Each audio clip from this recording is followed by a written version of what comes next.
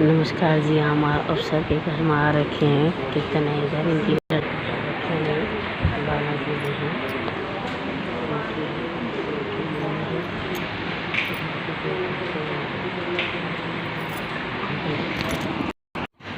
अभी मेहंदी और हल्दी हम शुरू कर रहे हैं। सारे लोग आ चुके हैं, देख सकते हैं। यहाँ पे हम इधर अफसर के घर में आ रखे हैं। उनकी लड़की की शादी है आज, तो धीरे धीरे अपनी वाला तैयारी चल रही है। सारा डेकोरेशन बहुत ही अच्छा आगे के सब थोड़ा सा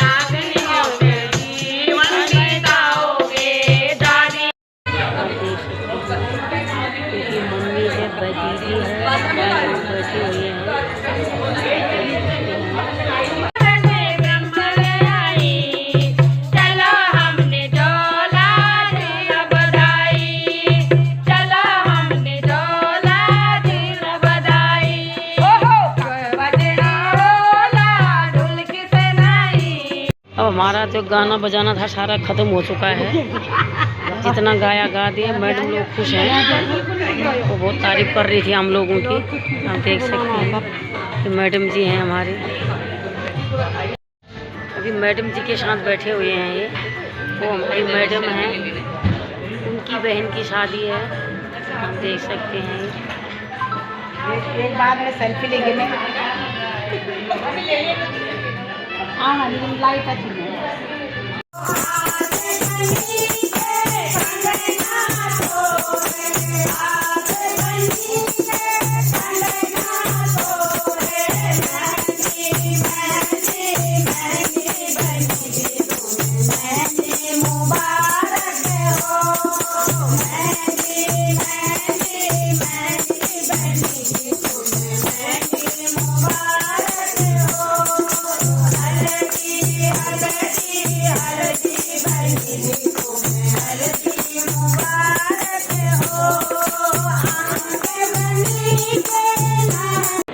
हेलो दगड़ियों, नमस्कार। कैसे हैं? सब ठीक ठाक होंगे।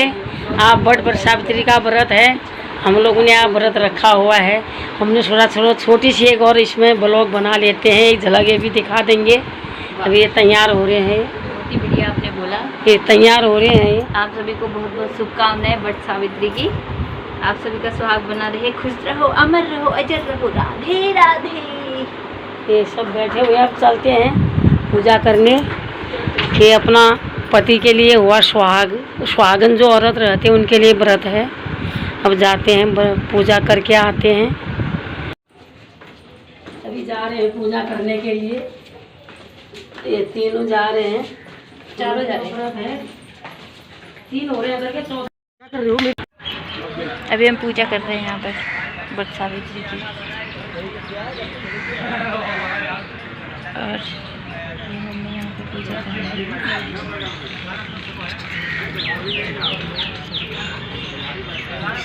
और हमारे वीडियोग्राफर आपको दिख रहे होंगे पीछे।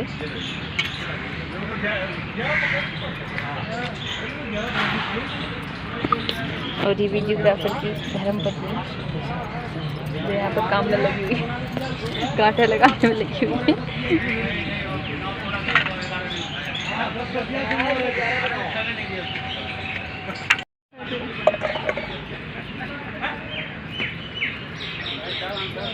दूसरा कहाँ गया?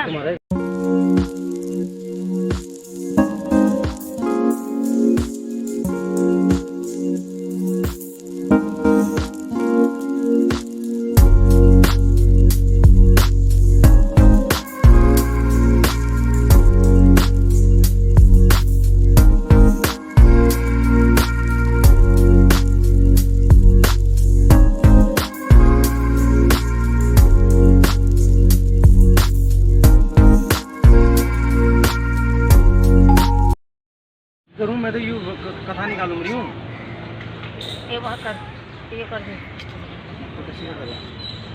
तेरे को तो हाथ लगाए वीडियो जन बना को है बड़ो पेड़ निकाल में हरियो परियो थोड़ा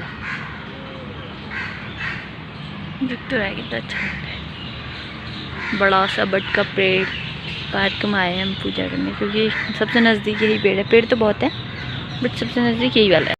धूमसेन जिनका राज्य हर लिया गया है, जो अंधे होकर अपनी पत्नी के साथ वन में भटक रहे हैं, उन्हीं के इकलौते आज्ञाकारी पुत्र सत्यवान को मैंने अपने राजन तुम्हारी कन्या ने निसंदेह बहुत योग्य वर का चुनाव किया है। सत्यवान गुणी तथा धर्मात्मा है, वह सावित्री के लिए सब प्रकार से योग्य है, परंतु एक भारी दोस्त है, वह अल्पायु है और 1 वर्ष के बाद अर्थात जब सावित्री 12 वर्ष की हो जाएगी उसकी मृत्यु हो जाएगी। नारद जी की ऐसी भविष्यवाणी सुनकर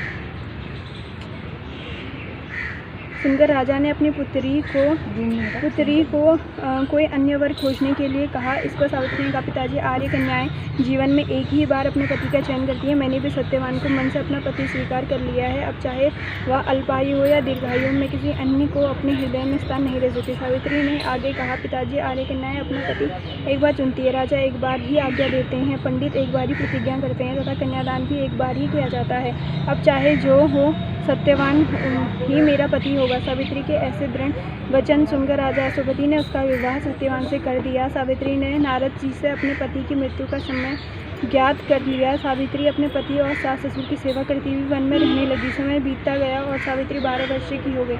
नारद जी के चयन वचन और उसको दिन प्रतिदिन परेशान करते रहे। आखिर जब नारद जी के कथनानुसार उसके पति के जीवन के 3 दिन बचे, वह उपवास करने लगी। नारद जी कति निश्चित थी, पर पितरों का पूजन किया। प्रतिदिन भांति उसी दिन भी सत्यवान लकड़ियां काटने के लिए चला, तो सास ससुर ने आज्ञा लेकर वह भी उसके साथ वन में चल दी।